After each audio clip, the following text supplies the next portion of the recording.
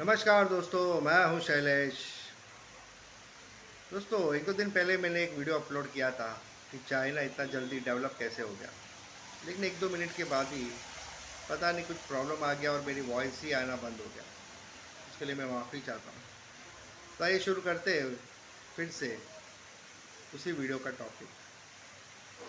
दोस्तों, चाइना पिछले 40 साल में इतना डेवलप हुआ है, उतना तो इंडिया भी नहीं हुआ। 40 साल में जो उसने ग्रोथ बताया है, कमाल का ग्रोथ बताया है। काश इंडिया भी बता पाता। 1978 में ही ओपन डोर पॉलिसी लाई गई और बहुत सारी बड़ी कंपनियां चाइना में आई। बहुत सारी, नाइकी है, एप्पल है और भी बड़ी बड़ी कंपनीज। लेकिन मुद्दे की बात यह है कि उसके पहले ही चाइना ने अपना बैकग्राउंड स्ट्रॉन्ग कर लिया था। यानी कि वहाँ की लिटरेसी है 95%, अपनी यहाँ की है 76%। तो पहले ही सुशिक्षित लोग को बनाकर रेडी रखा था, ताकि जब भी बड़ी बड़ी कंपनी आए तो उनको जॉब्स मिल जाए। और बहुत सारा पॉपुलेशन होने के बाद लिटरेसी भी अच्छी है, तो फिर वर्कर की कोई कमी नहीं और सस्ते में भी लेबर मिल जाते हैं। काम सबके पास था, भरपूर काम था। लोग घर बैठे भी काम करते थे, कुछ पैकिंग करते थे, कुछ मोबाइल बनाते थे। यानी कि डुप्लीकेट भी बनाते थे और ओरिजिनल भी बनाते थे। हर लेवल पर चाइना ने पिछले 40 साल में बहुत ही एफर्ट डाले। सबसे पहले खर्चा किया एजुकेशन पर, उसके बाद किया एग्रीकल्चर पर। जितना एग्रीकल्चर डेवलप किया उतना एक्सपोर्ट भी किया। चाइना ने बहुत सारी चीज़ें बनाई।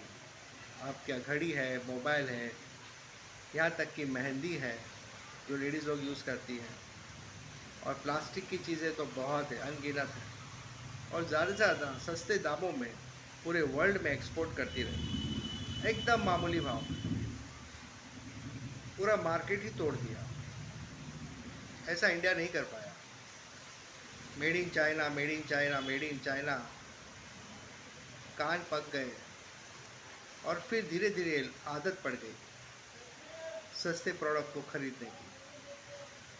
अमेरिका ऐसा कर नहीं पाया। हालांकि चाइना आज सेकेंड लार्जेस्ट इकोनॉमी है वर्ल्ड में, लेकिन एक दिन वो अमेरिका को भी पीछे छोड़ देगा। ये बात आप लिख के रखो, क्योंकि चाइना एक जगह पे मेहनत नहीं कर रहा है, वो सभी जगह पे मेहनत कर रहा है। हर डिपार्टमेंट में वो मेहनत कर रहा है। वहाँ की जीडीपी और यहाँ हमारी जीडीपी में बहुत अंतर है। अगर हमारी जीडीपी 5% है तो उनकी 15% है, 15 से ज़्यादा ही है। और सबसे इम्पोर्टेंट बात, आपको पता है कोरोना में, ये कोरोना वायरस ये कहाँ से आया था? चाइना से ही आया था। और चाइना ही जानता था इसका सॉल्यूशन। उसने तो अच्छे से कंट्रोल कर लिया, लेकिन फंसे हम लोग। यहाँ तक कि उसने बाद में वैक्सीन भी नहीं दिया, वैक्सीन भी हमको ही बनाना पड़ा। वो जब चाहे किसी भी देश में वायरस छोड़ सकता है, बिना लड़े ही लोग मारे जाएंगे। लेकिन हम ऐसा कुछ नहीं कर सकते। उन्होंने स्पेस सेंटर और जो भी लैब टेक्नीशियंस हैं उस पर भरपूर खर्चा किया और इतना विकसित किया, इतना विकसित किया। उससे भी इम्पोर्टेंट बात, वहाँ पे चाइनीज़ लैंग्वेज ही सिखाई जाती है। चाहे आपको डॉक्टर बनना हो, चाहे इंजीनियर बनना हो, चाहे कोई भी, आपको उसकी लैंग्वेज सीखनी ही पड़ेगी। उसी में ही आप आगे बढ़ोगे। उससे भी इम्पोर्टेंट बात, वहाँ पे धर्म के लिए कभी झगड़े नहीं होते, ना मंदिर के लिए, ना मस्जिद के लिए, कुछ भी नहीं। वहाँ का एक ही भगवान है, वह है डेवलपमेंट, विकास। देखो, एक चीज़ पर कंसंट्रेट करने से विकास नहीं होगा, सारे चीज़ों पर कंसंट्रेट करना पड़ेगा। एग्रीकल्चर पे भी करना पड़ेगा, एक्सपोर्ट पे भी करना पड़ेगा, स्पेस सेंटर पे भी करना पड़ेगा, लैब टेक्नीशियंस पे भी करना पड़ेगा। हर चीज़ में वहाँ की स्कूल्स, कॉलेजेस, वहाँ का कल्चर ही अलग है। और सबसे इम्पोर्टेंट बात, वो लोग अपने कल्चर को कभी भूले नहीं है, कभी विदेशी कल्चर को अपनाया नहीं है। वो लोग इंग्लिश बोलते ही नहीं है। वो लोग अभी भी ज़मीन पर बैठ कर ही खाना खाते हैं। हम सब तो डाइनिंग टेबल पे खाते हैं, वहाँ पर लोग ज़मीन पर बैठकर खाते हैं। जापान में भी लोग ज़मीन पर बैठकर ही खाते हैं, और बैठने की भी एक पद्धत होती है उनकी। तो बहुत सारे लोग को लगता है कि इंडिया ने बहुत डेवलप किया है। नहीं, इंडिया ने डेवलप नहीं किया है। इंडिया धर्म के मामले में पीछे रह गया। कोई धर्म खतरे में नहीं है, लेकिन इंडिया धर्म का नाम लेकर उसी में 40 साल बर्बाद हो गए। कोई विकास ज़्यादा हुआ नहीं इंडिया में, जबकि उसके पॉपुलेशन और हमारे पॉपुलेशन में ज़्यादा अंतर नहीं है। 6-7 करोड़ का अंतर होगा, उससे ज़्यादा नहीं होगा। लेकिन उसके पास बहुत सारी जॉब्स हैं जो हमारे इंडिया के लोगों के पास नहीं है। हमारे देश में 3 करोड़ इंजीनियर बेकार हैं, वहाँ पे नहीं है। तो यही सारा फ़र्क है दोस्तों।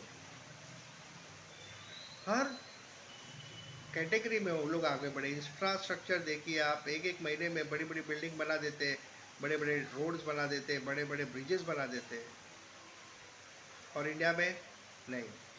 दोस्तों, एप्पल जैसी, नाइक जैसी कंपनी वहाँ पे एस्टाब्लिश हो गई है, वहाँ के लोगों को रोज़गार दे रही है।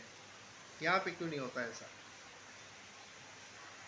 हमारे देश के प्रधानमंत्री 55 देश में घूम कर आए, लेकिन किसी ने बड़ा इन्वेस्टमेंट किया नहीं, क्योंकि उनको करने की ज़रूरत नहीं। वहाँ यहाँ के पढ़े लिखे लोग वहीं चले जाते हैं अमेरिका काम करने के लिए, तो क्या ज़रूरत है, वो लोग वहीं बुला लेते हैं।